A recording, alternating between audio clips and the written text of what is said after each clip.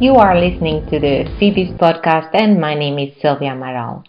To know more about FEBIS, visit our web at www.febis.org and follow us on LinkedIn, Facebook, and Twitter. Please subscribe to our podcast and stay tuned.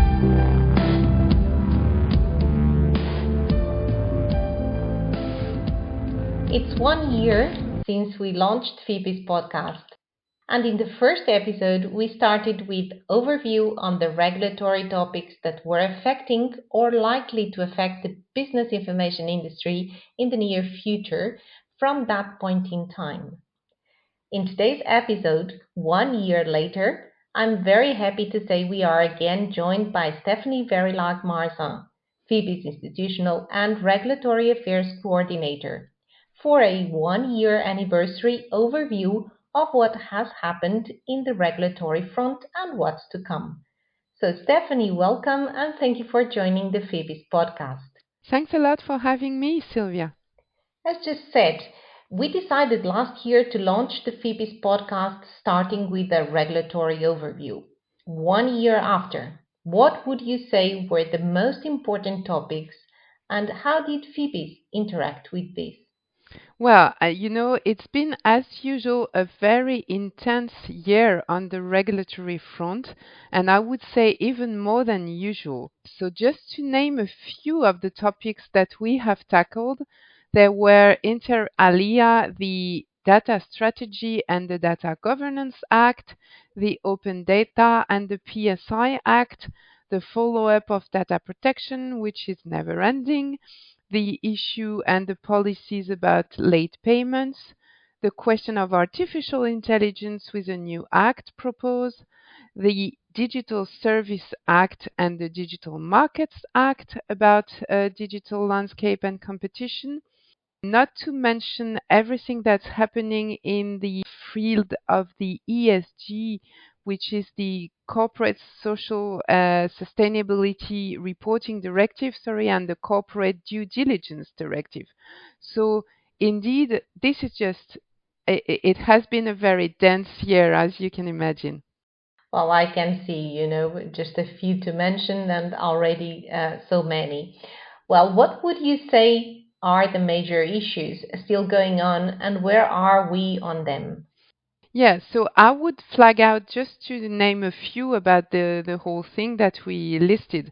I would flag out three maybe. So artificial intelligence, the CSRD, and the due diligence from the above list. But we can say that there are many other important initiatives, such as everything that relates to data policy and which is kind of horizontal if you want. So on artificial intelligence, the legislative process is now fully underway with more than 3,500 amendments that have been laid down in the European Parliament. So just to read or to examine all of them is probably a month's job, a full-time job.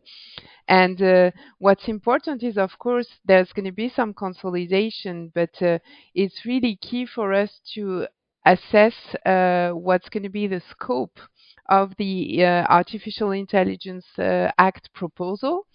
And the initial scope was really much more focused on consumers because there was a line saying that scoring for consumers should be considered as AI risk in the list of the high risk AI systems. So, though the initial scope was really much more focused on consumers, there are still some threats that this scope could be extended to encompass all general purposes AI systems. And there are also some amendments which want to remove the exemption from R&D high-risk AI list. So indeed, this could mean a very broadened scope than what has been envisaged by the European Commission initially. Of course, it's always a three-way system. As you know, the Commission makes some proposal and then it's debated at the European Parliament, which is going on right now. And in parallel, the Council is also debating artificial intelligence. And here we see that the member states would like to have a narrowed down definition of AI. So the question is going to be how are they going to find common grounds, and what's going to be the discussion between the two institutions to set the scope of artificial intelligence services that fall under the Act at the right level. This is really the key. Secondly, we also had some very important discussions about the links between AI and GDPR/data protection, because this is crucial for the business information sector, and it's all the more crucial to understand what's going to be the implication for sole traders. Because very often, as you know, and I think we've talked about that extensively in previous podcasts, uh, our key issue is to say that sole traders should be considered as business and not as consumers or natural persons.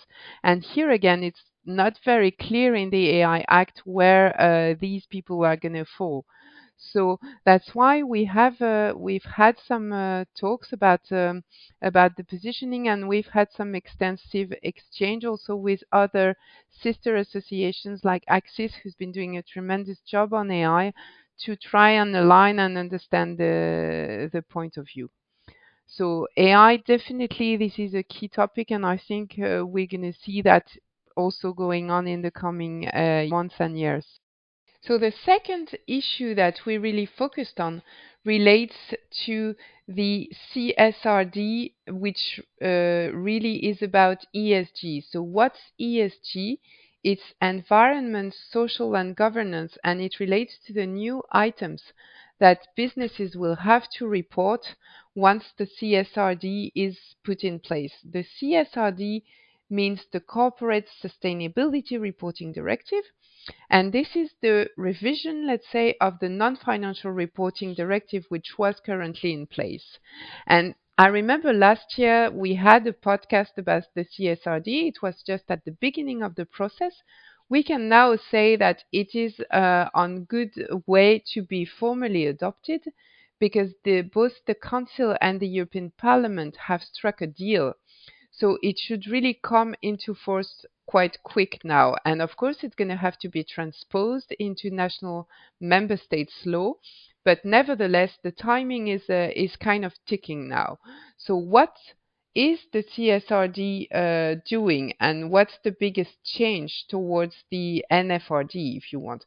Well, the big change is that it's going to enlarge the scope of entities, meaning businesses, which have to report on ESG items. So currently, it's quite prescribed, but now with the CSRD, it's going to be really enlarged to all listed companies and also to some companies over 250 employees, and even to some SMEs of specific sectors. There's still a question about the exemption of SMEs, so there's a kind of carve out in the time. If you want, SMEs will have more time, but eventually, in the end, everybody will have to report, because also what's new with the CSRD is that there is a value chain approach. So the idea is to say that all businesses should be reporting their major items regarding environment, social, and governance, and this should go through in a value chain approach, right? If you have clients and suppliers, you will also try to track and to make sure that the reporting is correct. So what does it mean for business information providers? It can mean basically two major things. The first one is that some of the business information providers who may not have been subject themselves to ESG reporting before will now fall under the scope of the CSRD. So internally, you need to have the process in place.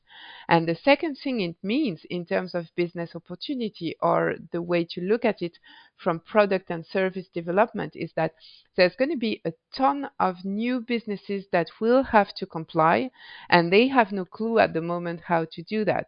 They will have to put in place some metrics. They will have to put in place some processes, some data policies and data pooling in order to comply with the new standards of reporting. And we know that there is a European body currently really involved into setting up some common standards. So we think that it's a good business opportunity also for business information providers to add that to their product portfolio, let's say, and to help the companies who will have to report on ESG to do that in a compliant way. And alongside the ESG and CSRD policies, there was also a very important consultation a few months ago about the due diligence, the corporate due diligence processes.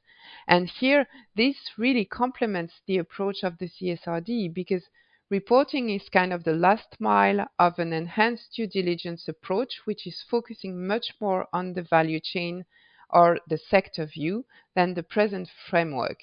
So FEBIS has been quite active in these sectors with several papers, and we also did webinars organized on the CSRD to explain the change of the regulatory focus and the new rules that will be in place, and also to talk about the threats and opportunities that this will entail. Interesting, Stephanie. And what would you say comes next for the second half of 2022 or even early 2023? Yes, so as said, I think AI is really going to remain very high on the agenda. First, because the European Parliament is going to have some strong battles on some key policy positioning, let's say. Also, as we said, I mean, the council at the council level, the approach is a little bit different. So when we are going to enter into what we call the trilogue negotiation phase, where the three institutions try to come together and align their views, this is presumably going to be some very intense discussion. So I wouldn't expect the AI issue to be out of the agenda any sooner. Of course, the CSRD is very key, and once the formal text will be officially published in the EU official journal, then there will be the transposition period where member states will have to implement it into their own national laws. So it's going to be interesting to see how member states are going to grasp that, and if some are going to be stricter than others or more give more leeway than others. And I think there will be a lot of education that will be needed to companies to explain the new reporting duties, and also a lot of work needed to consolidate and to integrate this ESG data into business reporting streams and practices to make sure that we all end up with accurate and comparable information.